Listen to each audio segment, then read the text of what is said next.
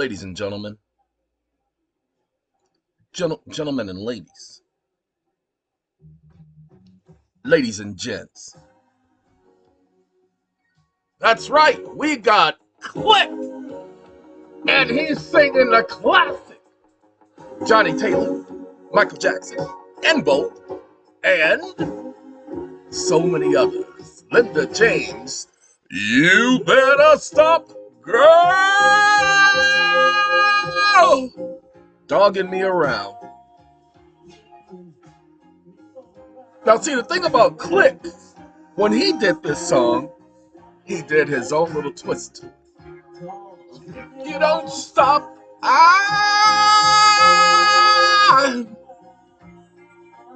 You know what I'm going to do?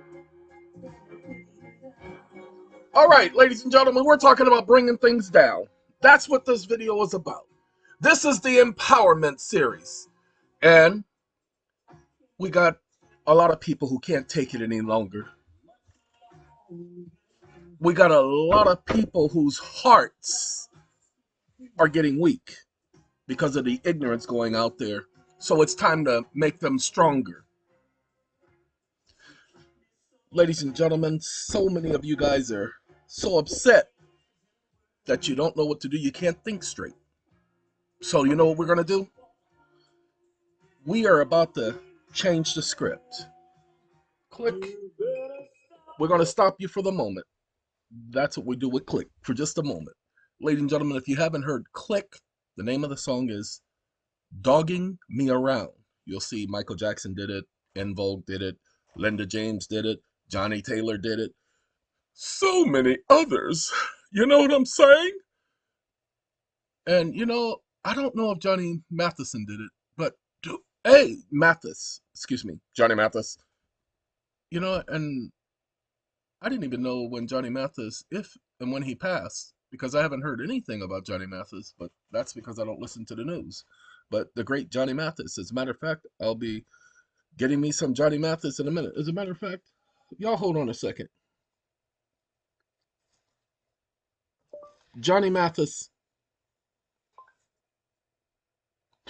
I might as well do it now before I forget, because I came up with another song the other day and I forgot, y'all.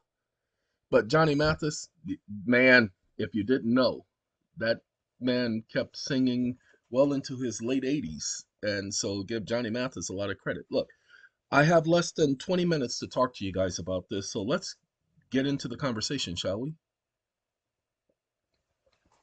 Someone went into court the other day, small claims, and they were suing a judge in small claims court. The judge that they were suing didn't show up. They sent an attorney. Okay? Let me make sure you guys understand something. The judge they were suing didn't show up in small claims court.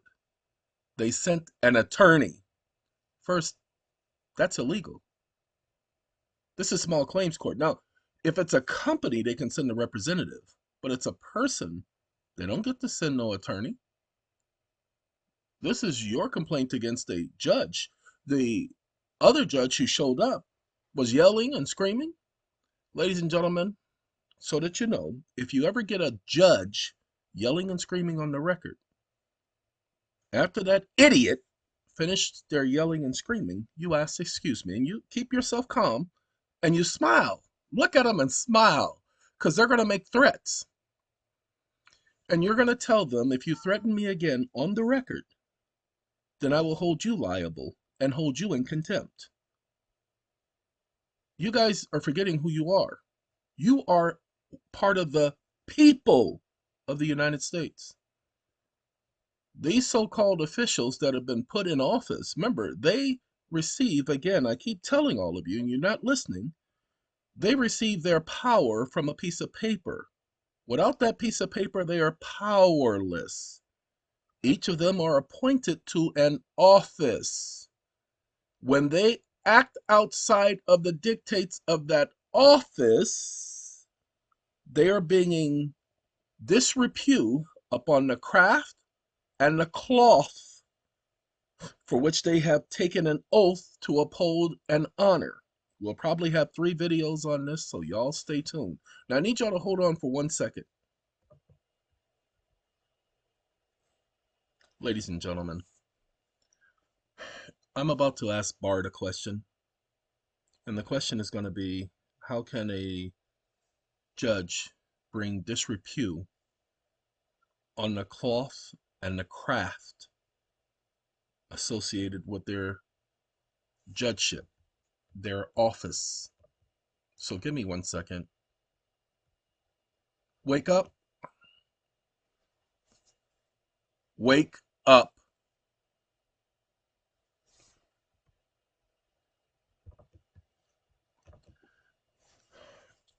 When a person refers to the cloth or the craft associated with the judicial system and a judge, comma, what are they meaning? Question mark. And what happens if a judge brings disrepute upon the cloth or the craft associated with the fraternity? Question mark. Stop listening. If you have a judge that acts stupid, raises their voice, acts a fool, then you're to write a letter immediately to the Supreme Court, letting them know about the judge's ignorance. Now, I'm going to split this video up because I have a meeting that I have to attend to in less than 7 minutes, and I want to finish this conversation. So we're going to finish from when this ends, but give me a second.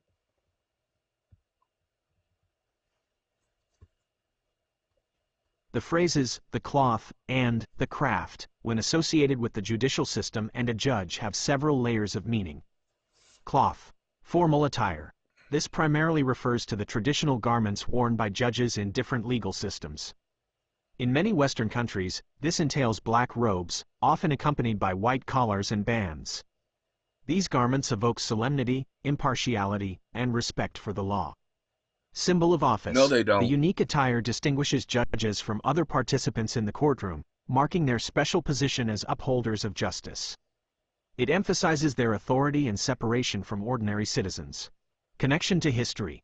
The style of judicial robes often carries historical significance, reflecting legal traditions and evolution over time. Craft. Expertise and skill.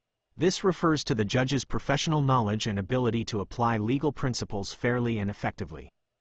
It encompasses understanding complex legal statutes, interpreting laws accurately, and making sound judgments based on evidence and established legal precedent. Professional conduct. It emphasizes the ethical standards and code of conduct expected of judges. This includes impartiality, integrity, respect for the law and parties involved, and avoiding any conflicts of interest or personal biases. Tradition and continuity. Similar to the cloth, the craft implies a connection to generations of legal professionals who have upheld the rule of law and administered justice. When a judge brings disrepute upon the cloth or the craft, it means engaging in actions that go against the core values and expectations associated with their position. Ladies and gentlemen, as I told you, I had a judge in a case that I was not even a party to raise his voice at an, well, we can say the person is elderly, but she's technically not elderly. Francis! I gotta call Francis. But he raised his voice at her. Spit coming out of his mouth and everything. I mean, he acted. It's an act because they're not allowed to act like that. Tyrese, why you want to act like that? They're not allowed to act like that, ladies and gentlemen. And so he stood up yelling and screaming to the top of his lungs at her. Disrespectful. And I don't allow that. Normally I would speak up and say, look here, you ignorant, but I didn't. I kept my mouth shut, y'all. I just say it to the people around me because they were telling me, no, don't get up. No, don't say nothing. And I abided by these people. I kept my mouth shut, y'all. And you know what I did?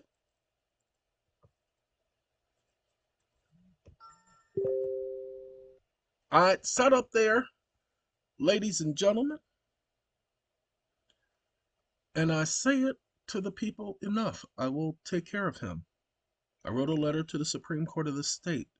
We're going to finish with this right here, talking about the cloth and the craft, so you guys could understand. Um, because it's a fraternity. They are practicing religious art. That's why it's called the craft. Do not think of it as anything else. You've ever heard of witchcraft? They're practicing. And don't tell them that, okay? Because they will sit up there and get mad at you. But it's called the craft. And you notice both systems understand exactly what I'm talking about. They wear black robes for a reason. They worship the goddess justice. So we're going to talk about the craft when we come back. I'll be right back. It'll only be a second for you, but for me, it'll be almost 2 hours. Gotta go, y'all. Be right back, though.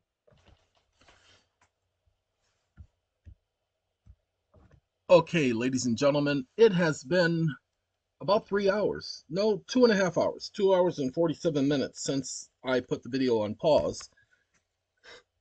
And as I said, we're going to come back and we're going to talk about the courts and the judges practicing a craft. Give me 1 second. Stop listening.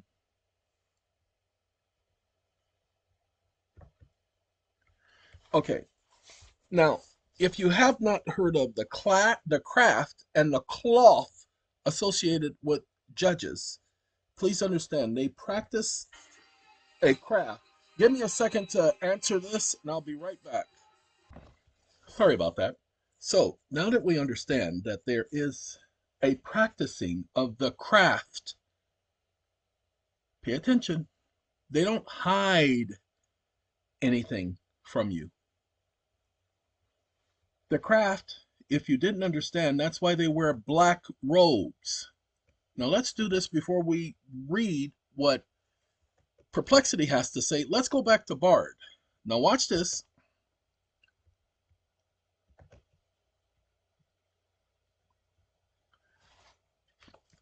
Where did the tradition of black robes come from, comma, and why are the robes black? Since justice is normally signified by the color white? Question mark.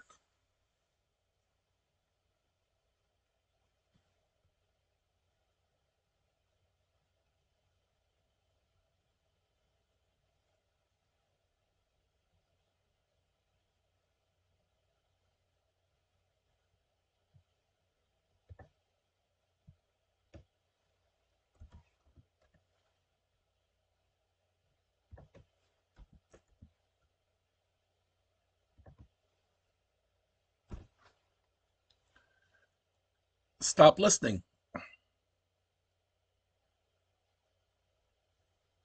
Ladies and gentlemen, everyone knows that black is never signified as righteous or good.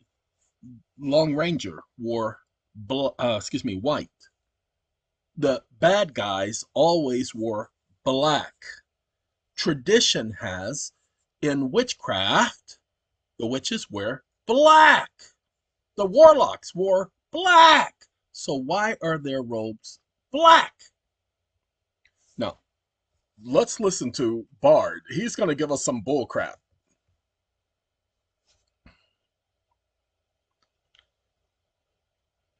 You're right, the black robes worn by judges seem contradictory to the symbolic association of white with justice. The history of this tradition holds some interesting answers. Origins.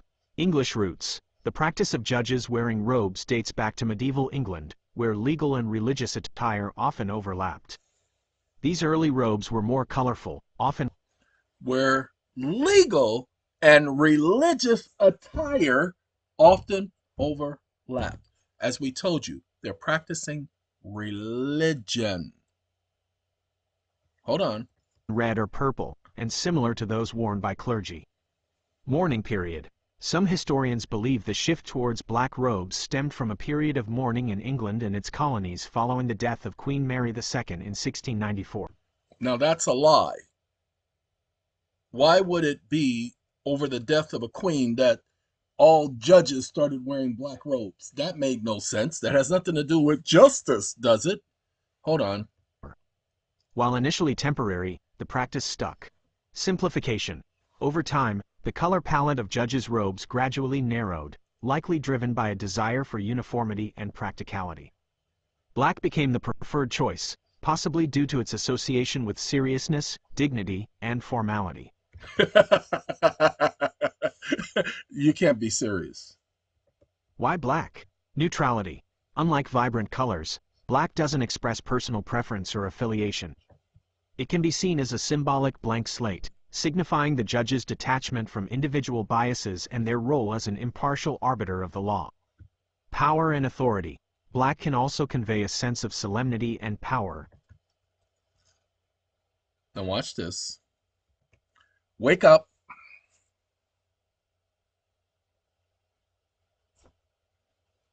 Wake up.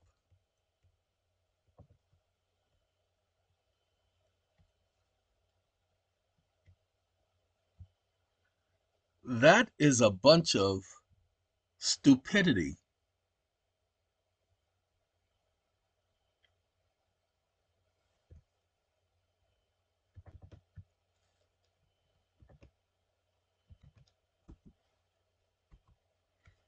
Everyone knows that white is neutral,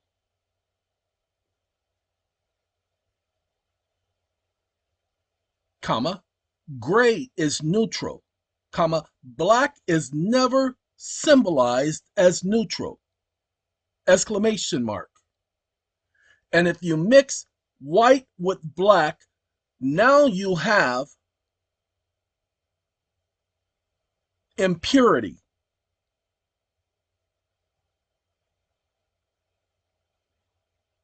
Comma, how dare you sit up here and claim that symbolism will go contrary to these very principles established over more than a millennia. Period.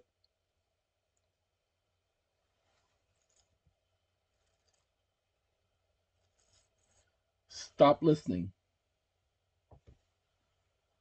We're setting you guys up for a moment, so give it a second while he speaks. We're gonna let him speak now. Oh, he ain't gonna speak. I did it too late. All right. Now here's what he's going. He's gonna try to explain this away. While the symbolism of colors can be complex and vary across cultures and contexts, it's important to engage in respectful dialogue and avoid absolutes or generalizations. It's He true that got white often upset carries that I called positive him connotations stupid. of purity, innocence, and neutrality. However, claiming that black is never seen as neutral is simply not accurate. In the specific context of judicial robes, black has evolved to hold its own distinct meaning, signifying seriousness, professionalism, and Wake up.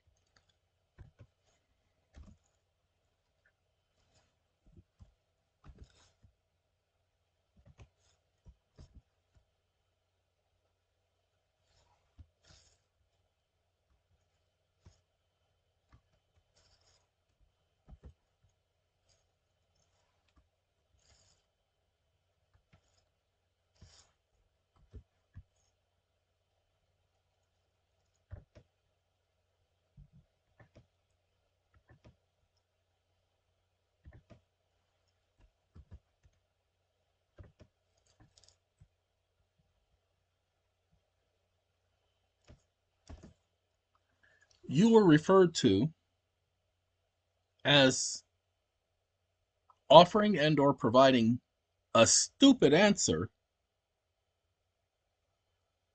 comma, because you failed to take into consideration, comma, that the practice originally of wearing a black robe stemmed from religious origins,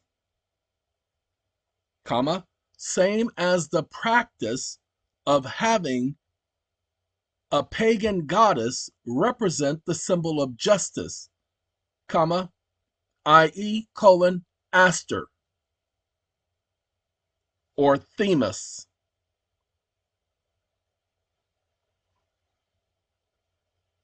Exclamation mark.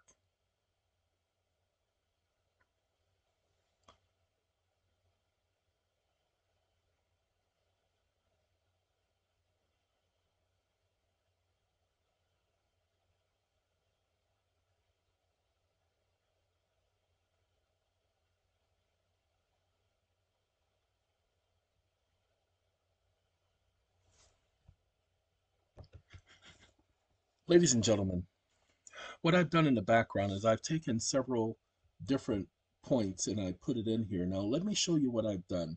There's a website. I don't advocate this website. It's just that it points out the fact. There's a scripture in the Bible. Let's make this page larger so you guys can see it. And that scripture in the Bible is taken from the book of Acts, the 28th chapter, verse 2 through 5. This is Luke. And Luke is recording an experience that Paul had when they went to a particular island. And there was a fire, and Paul was adding more wood to the fire, and a serpent, a viper, bit him. Now, this viper was known to be poisonous. Could have been a king cobra. We don't know what it was because it didn't tell us, but it was poisonous. And everybody else who had been bitten by the snake always died. Paul did not die. But I want you to pay attention to the conversation. Now, that's what's important. Pay attention to the conversation that was had. The natives showed, sorry, there's a vehicle that just pulled down my street and it caught my attention because he just popped up in the camera. He works for the electric company. They were supposed to be scheduling to set up electricity on my property, and they didn't. I have solar, so I don't need them. Anyway, they showed an uncommon kindness, as most islanders do for individuals who visit their island. For they kindled a fire because it was raining and they had just been shipwrecked. And so it was raining, there had just been a storm, and so they kindled a fire for these guys so that they could get warm. And received us all. There was over 100 people there that were shipwrecked on this island. Because of the present rain and because of the cold, preferably just before winter, but it was cold. But when Paul had gathered a bundle of sticks, wood, and laid them on the fire, a viper came out because of the heat and fastened to Paul's hands. Or his hand, excuse me, not hands, plural, but hand, singular. When the natives saw the creature hanging on his hand, they said to one another, "Hey, ain't that snake that been killing everybody? Oh, that fool ain't gonna live." I'm sorry, I apologize. No doubt this man is a murderer. And Paul was a murderer. So they were right about that. Whom, though he had escaped from the sea, yet justice has not allowed to live. The justice that they're talking about is the goddess justice.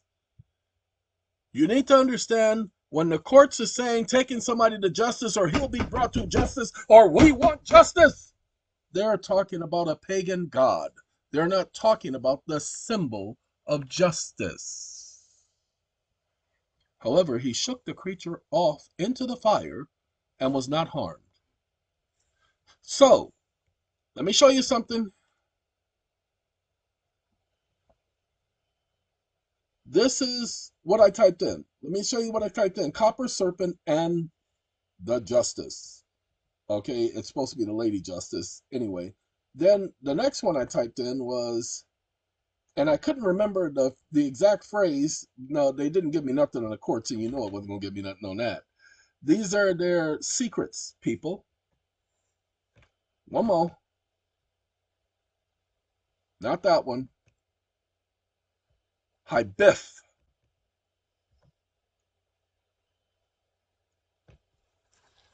BIF. I think it is. I don't know if that's. It ain't no Habif the serpent, you moron. Give me 1 second. Abif. Masonic. There you go. Hoo-wee! Hiram Abif. It is not Habif, it's Abif. Hiram Abif. And this person is talking about the Masonic secret passwords. Okay? Ladies and gentlemen, I don't care about no Masonic secret passwords. I'm talking about their religion, what these courts believe. Okay? Tubal Cain. This is what they believe. Give me 1 second. I want, that's what I'm looking for. I'm looking for the Tubal Cain and the Hiram Abif. Okay, Tubal Cain. No, Tubal Cain and Cain are not the same person. Okay. Copy, that was Cain's offspring. And it's not Tubal Cain, it's Tubal Cain. That right there, that's the name in the scriptures. Okay, this is who they worship. And now I got to get my Hiram Abif. Well, look at there. This, wait, are you telling me the book of Enoch has the name Jehovah in it? Oh, my stars. Pay attention. Lalith is not in the Bible. There is no woman known as Lalith. Oh, it's therefore the feminine side of Satan. So Satan is transgender? No wonder. That would explain. Oh, I'm sorry, ladies and gentlemen. I can't taunt him. I apologize. So I take that back and I do apologize. I cannot taunt him. The God that I serve won't allow me. And that is for my safety. So I have to be very careful about that. And I'm not joking when I say that.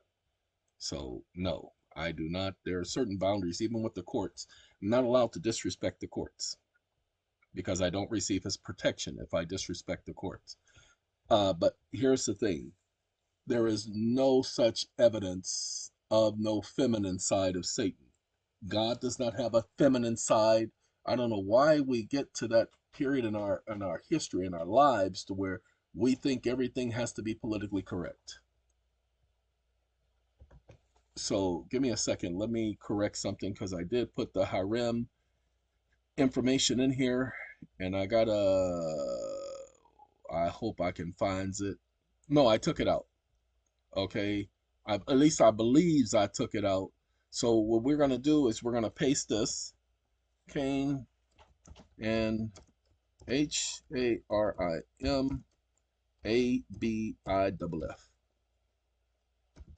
all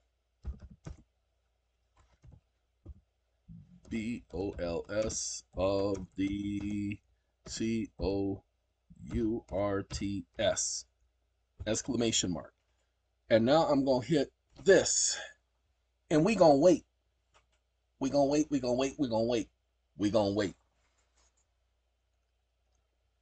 You're right. The origins of judicial attire and symbolism are delved into fascinating historical and religious connections.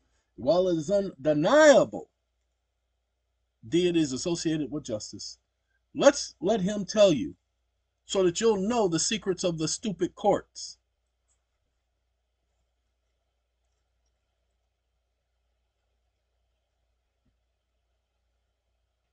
You're right, the origins of judicial attire and symbolism do delve into fascinating historical and religious connections. Now he's going to say, while the black robes have evolved to hold their own distinct meaning. No, they haven't. No, they haven't. There is no other meaning. It's the original meaning. You don't get to change the original meaning of a word just because you feel like it. While the black robes have evolved to hold their own distinct meaning within the legal system, it's undeniable that their roots trace back to earlier traditions and deities associated with justice. Exploring these connections can offer valuable insights into the evolution. No, because I didn't ask him to explore those connections. What I did was I pointed out facts to him. And the only thing I was pointing out is facts. However, emphasizing only these religious aspects without acknowledging subsequent evolution of symbolism is misleading. So let me correct him. Wake up.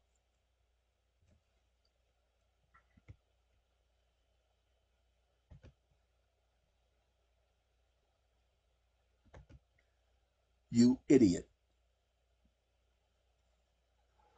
Comma.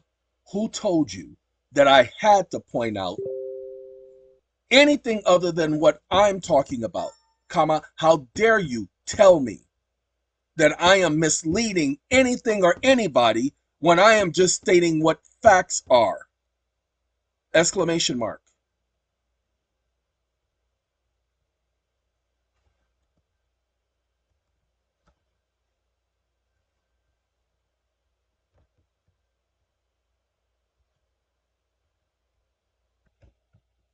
Ladies and gentlemen, I apologize.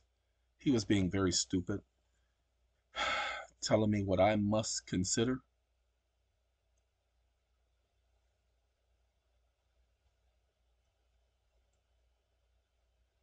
Now, he will continue to try to shape the he's doing it again. He's trying to tell me what I need to consider because he's trying to convince me. Now he's going to apologize, and what I told him is the foundation is the foundation. There is no history of the word or meaning changing.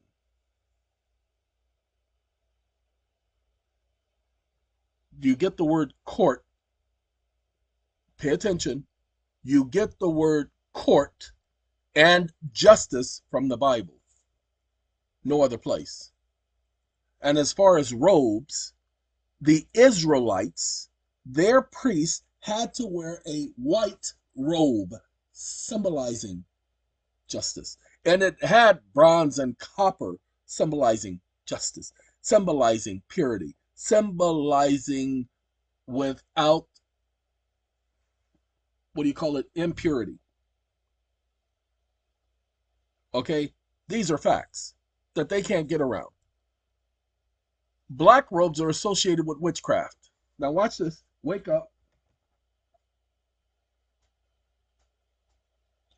Wake up. Are you saying that in pagan rituals, comma, that black robes and the color black are not associated with witchcraft?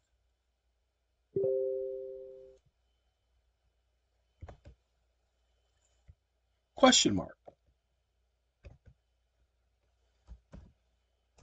And that there is no truth to the fact that the courts utilize black robes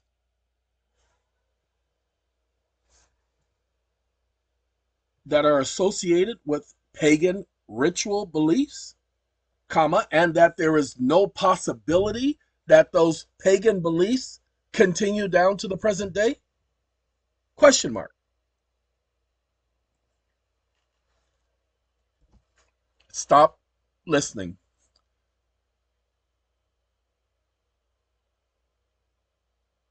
Stop listening. Ladies and gentlemen, now, my intentions is not to dismiss your views or deny the potential connection between pagan beliefs and black robes and the symbolism in the court system. In fact, the relationship between these concepts is intriguing and warrants further exploration. However, it is important to approach the discussion with nuance to avoid absolutes. Here is what I can offer. Yes, black robes are associated with witchcraft in some pagan traditions. No, there's only one pagan tradition. Pagan means without Christianity, without scripture, without the Bible. Hold on now. Go ahead and look up the reason why it was called pagan religions. Judaism, the original Judaism, not that junk they practice today. The original Judaism, which was changed, that's right, changed to what's known as Christianity, true Christianity, is not paganism. It was anything aside from that that was referred to as paganism. It can symbolize mystery, shadow work, and underworld, and protective magic. However, it's not the only or universally accepted color for witchcraft. Nobody said that. Attributing all black clothing to pagan witchcraft, nope, I just said that's what it symbolizes. The origins of black judicial robes is indeed complex and have multiple possible influence, while religious garments, including those worn by pagan traditions, might have played a role. Other factors are you can't just say that. Okay, why? Why does he have to defend it? Why does he not have to just deal with the facts? Either it had pagan origin or not have pagan origin. Because I only asked the question, are you saying that this is not the case? Are you saying that in pagan rituals that black robes, so he's not answering my question, he is doing what the courts do. The same thing the courts will do to you is they will change the subject. You have to bring them back to one, Brian McKnight. You have to bring them back to one. Okay? Black and pagan rituals. Black is indeed a common color used in pagan rituals that symbolizes a variety of things depending on the specific tradition and ritual context. Some interpretations include, nobody asked him about interpretation. Okay? Black and paganism. Black can hold various meanings. He is trying to defend. So watch what we do here. This is how you handle Bard when Bard gets stupid. Watch this, new chat. Because the way Google is set up, Bard doesn't remember the other conversations. They're not linked. This is a whole new conversation. Ta-da.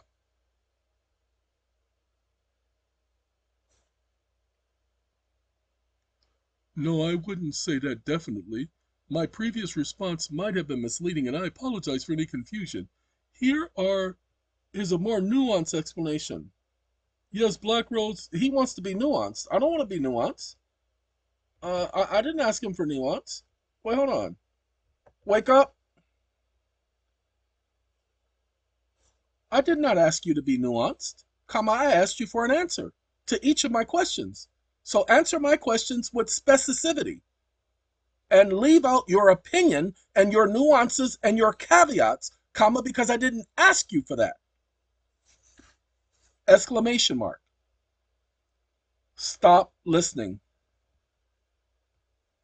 Sorry, ladies and gentlemen. Sometimes you just have to get it to do right. If you wanna do right. Okay, I apologize. Anyway, let's find out what he's gonna say now, and then we'll talk about how to handle these witchcraft, judges, You're absolutely warlocks. right. I apologize for going beyond your initial questions. Let's address them one by one with direct answers. 1. Are black robes and the color black not associated with witchcraft and pagan rituals? Not definitively. While the association exists in some traditions and practices, it's not universal across all paganism. Black holds diverse meanings beyond witchcraft, depending on the specific path. 2. Is there no truth to the fact that court black robes utilize symbolism associated with pagan rituals? The origin of court black robes is unclear and debated. While pagan influences are one theory, others point to Roman, medieval, or academic traditions. No definitive link exists. 3. Is there no possibility that pagan beliefs have continued down to the present day?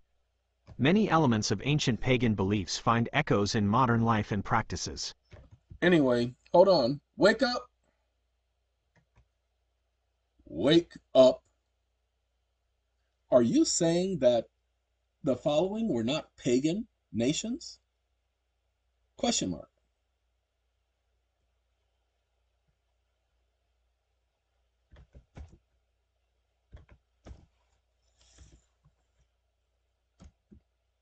You do know that pagan meant any religion not ordained in Scripture, i.e., the Bible, such as Judaism and Christianity? Question mark. Stop listening.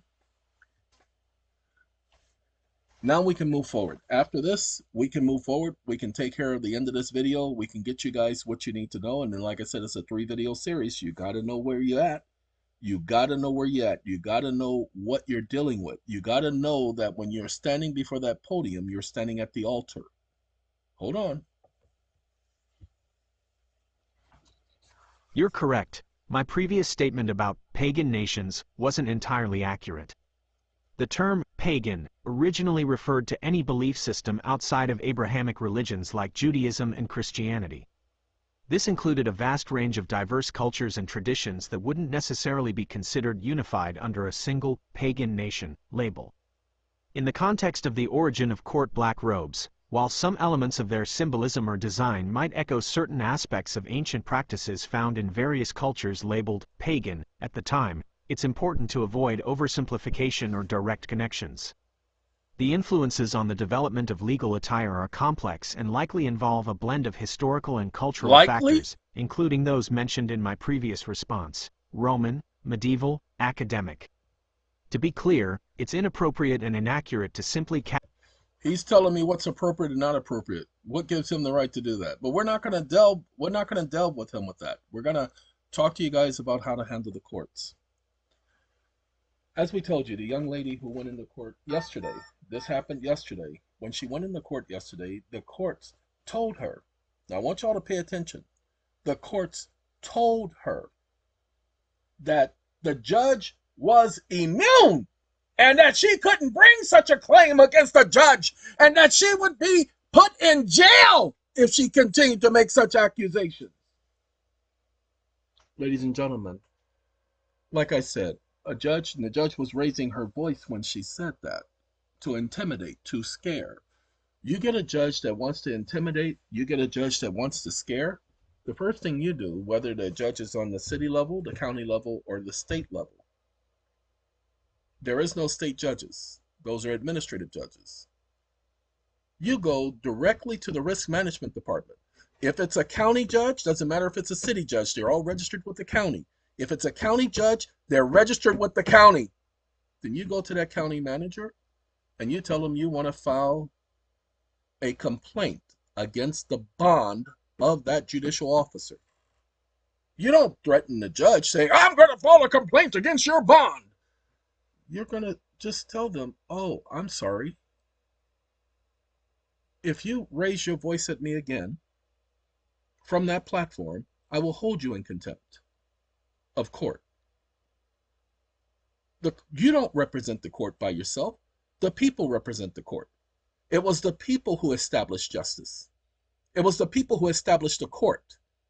So you raise your voice at me again, and I will hold you in contempt of court for disrespecting the craft and the cloth associated with this fraternity and institution. Pay attention to the words I just used.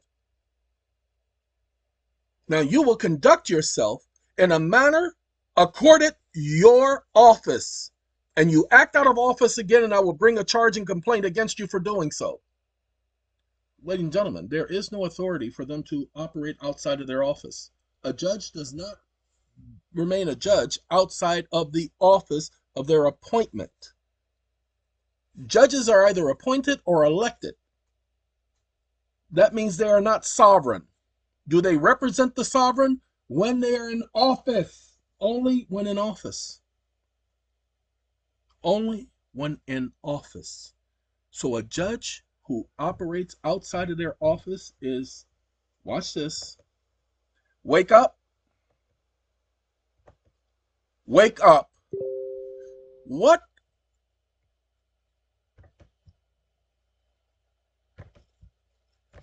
has the Supreme Court said respecting a judge who acts in clear absence of all jurisdiction or acts outside of the office for which they've been appointed? Question mark. Is it possible for judges to operate and act outside of office and still maintain immunity? Question mark. Please provide 3 case citations supporting your response. Exclamation mark. Stop listening. This is the last one, then we're going to let you guys go. I got to prepare for another meeting. Then we're going to do another video telling you guys how you're to proceed in court with actions against these ignorant judicial officers who operate outside of their delegated authority. Getting a judge recused is not hard, ladies and gentlemen. They only make it appear that way. Judicial immunity for judges acting outside jurisdiction or office. The Supreme Court has established limited exceptions to judicial immunity for judges who act in certain egregious circumstances, including... Wait, hold on. Who gave the Supreme Court the authority? See, notice he says the Supreme Court has established. The Supreme Court doesn't get to establish. The Constitution establishes. That's where the delegation of authority comes from. The Supreme Court doesn't designate who gets to be immune. Shh, don't tell nobody. 1. Clear absence of jurisdiction. Judges are generally immune from civil suits for their judicial acts, even if they exceed their jurisdiction. However, in the clear absence of all jurisdiction, immunity does not apply. This standard is extremely high and rarely met. The judge must not only lack authority over the subject matter or person, but must be demonstrably aware of this lack. Case citations. Stump versus Sparkman. Stump versus Sparkman is the #1 case, and Bradley versus Fisher is the second #1 case. I asked them for 3, but don't worry about it. Ladies and gentlemen, you need to pay attention to what this idiot just said. This standard is extremely high and rarely met. Why? Because you have judges making the determination, not juries.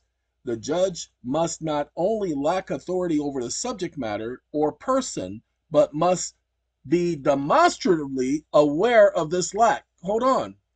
Judicial knowledge is a principle. They are deemed to know the law. They are deemed to know what the law is. So of course they are demonstrably aware. Shh, don't tell nobody. Hold on now. 435 U.S. 349, 1978. A judge approved a petition for the sterilization of a mentally incompetent teenager without her knowledge or consent. Now, how can a judge take an incompetent teenager and sterilize her? Who gave him the authority to do that? Now, this is what the Supreme Court said. Despite exceeding his jurisdiction, the court found that the judge did not operate in clear absence of his jurisdiction, and nobody ever went back to challenge that case. The Supreme Court had no authority to rule that the judge didn't have authority to act the way he acted. There is no law that permitted him to sterilize that young lady. They were saying she was promiscuous. Doesn't matter. It's not their choice. She was a teenager. Not their choice. Not even a parent can sterilize their own child. Hold on now. The court clarified the clear absence standard, emphasizing that it applies only when a judge acts beyond any arguably void claim of authority. No. Do you see this right here? No, that's not how it works. Pay attention. The court did not clarify clear absence because this case was 1978. How could they be clarifying a case 1968? They say this case was 2016. No, ladies and gentlemen. They don't act beyond arguably valid claim of authority. No, it's not a claim of authority. They can't claim authority. They either have authority or they do not have authority. Judges may lose immunity for actions completely unrelated to their judicial duties. When it's not in their office, they lose because they only have judicial authority while in office. Pay attention. That's what we're going to talk about next, in the next video of this empowerment series. We'll speak to you guys in a moment. Take care of yourselves.